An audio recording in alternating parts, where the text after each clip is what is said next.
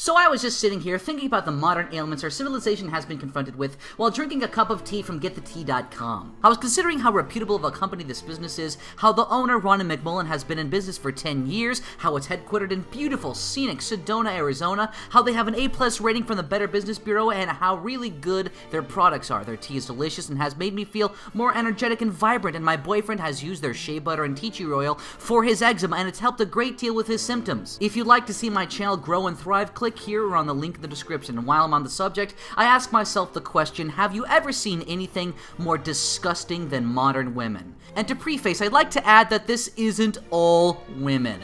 There are plenty of good women out there, but there are a huge amount of modern women who are self-serving, selfish, stuck-up morons. There used to be this idea that women had to live up to some kind of social standard. In nearly every religion, there's a virgin mother that we venerate and respect, usually for birthing and raising a god or demigod. In most heroic tales, you can judge the evil of the bad character directly by how he acts towards women and children. And the hero was always out to save the maiden, the damsel in distress, or the princess from the dragon. But modern women have done away with standards and responsibility, and instead they talk about privilege and entitlements.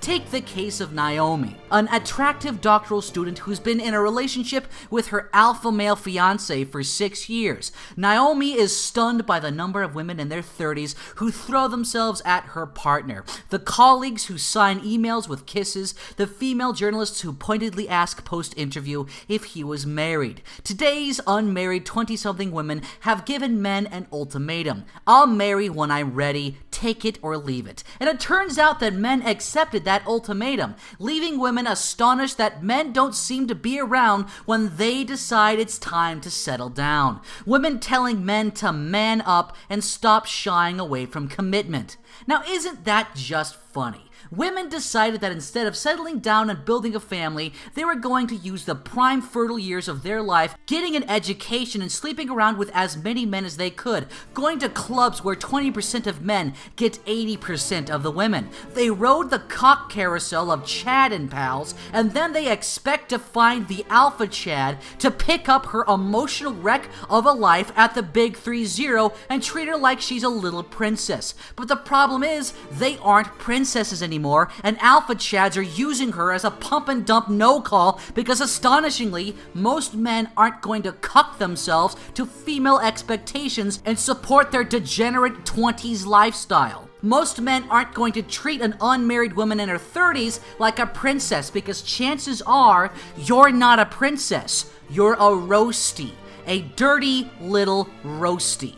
Don't just take it from me. Read this feminist article from The Atlantic that explains the 80-20 rule and a few other interesting points. When there are more men than women in a dating pool, women are held up as virtuous and motherhood is celebrated simply because men are trying to compete for a small amount of women's attention. But when there are more women than men in a dating pool, men will treat women badly, using them to simply satisfy their sexual appetite, and because women prefer to marry up instead of marrying down, women are creating a situation where all women are chasing the same small pool of alpha males who are treating them like pieces of meat. Ironically, women have created their own little patriarchy, and all the guys they've ignored until they hit the wall have collectively decided that they aren't going to be the port of last resort. They aren't going to be some roastie's second choice. That's when some men start behaving very badly, as the manosphere clearly shows. These internet sites are not for the faint-hearted. The voices are often crude and misogynistic, but they tell it as they see it. There is Greenlander, an apparently successful engineer in his late 30s. In his early adult life, he was unable to get the time of day from women. Now he's interested only in women under 27. And therein lies the disgusting double standards, the pathetic pathetic, putrid insecurity that is modern women. When women want to hold men up to their collective standard, riding Chadcock like a little roasty and then get treated like a damsel at the big 3-0, that's simply them having high expectations. But when men start saying that women should be held up to some standards, that men have certain expectations for women of youth, beauty, and fertility, oh, they're being sexist. The funniest part is, I bet there's a number of people watching this video right now who think I'm just some tiny dick little manlet who can't get women and is just angry at them for refusing me. And that's the only reason I think women should be held to some kind of higher standard than a 2-cent streetwalker. But the thing is, I'm gay. I wouldn't be interested in you even if you were a beautiful princess who deserved a knight in shining armor. Because really, that's all modern women care about. They care about how valuable their sex is. And all feminism is about is women collectively bargaining with men and against other women to increase their collective power on the sexual marketplace. But it's had a terrible result. Just ask Faye Weldon. But you seem to be suggesting broadly that feminism hasn't turned out as well as you thought it would when you were younger. No, it hasn't. Earning a living gives women economic independence, which means that they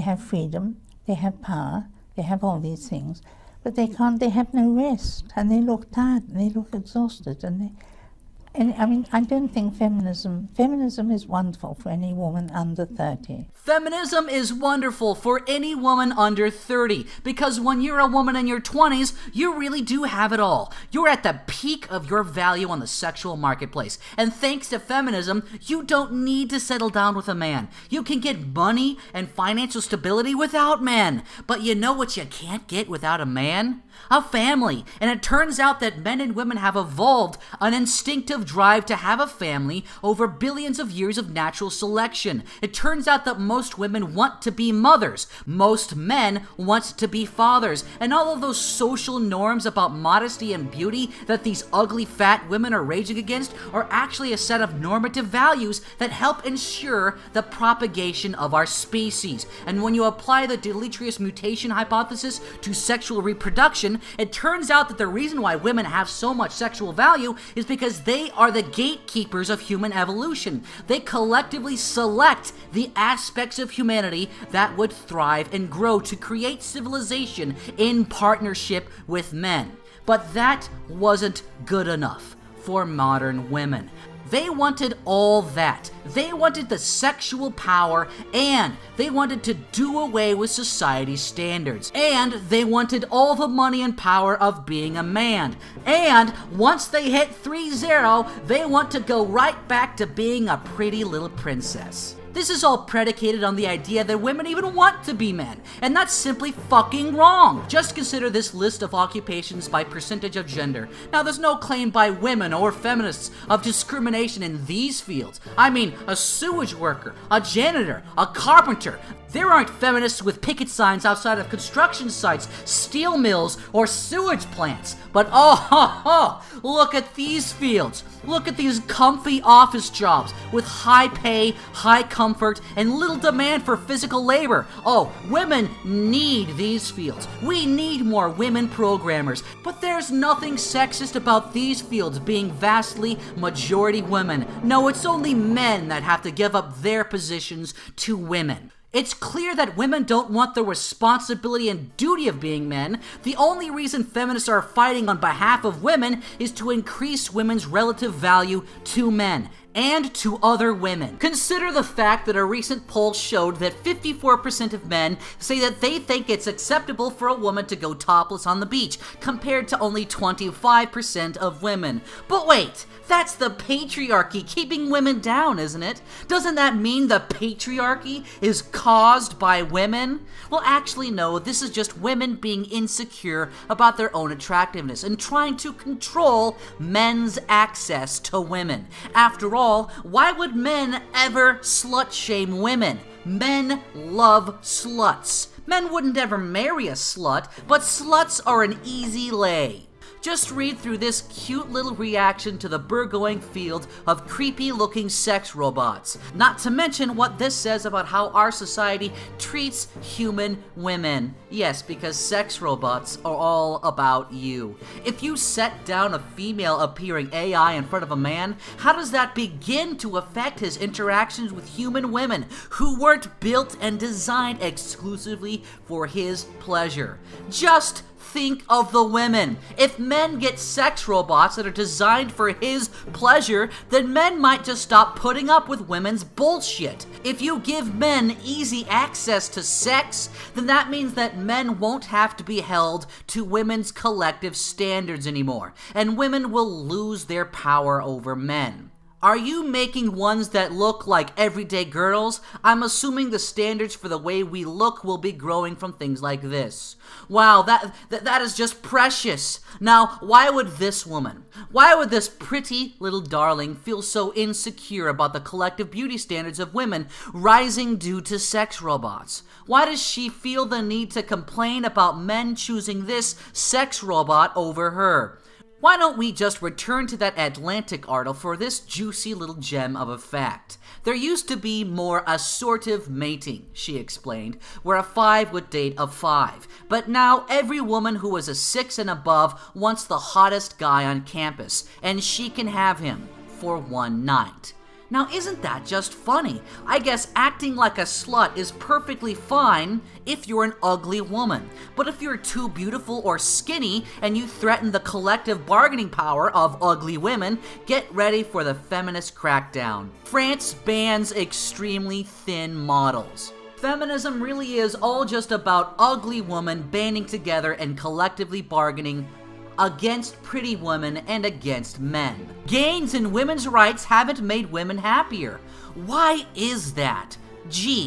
Golly gee whiz, that question really makes you think. It really gets the old noggin jogging. I mean, why is it that this survey found that stay-at-home mothers are more satisfied than any other profession?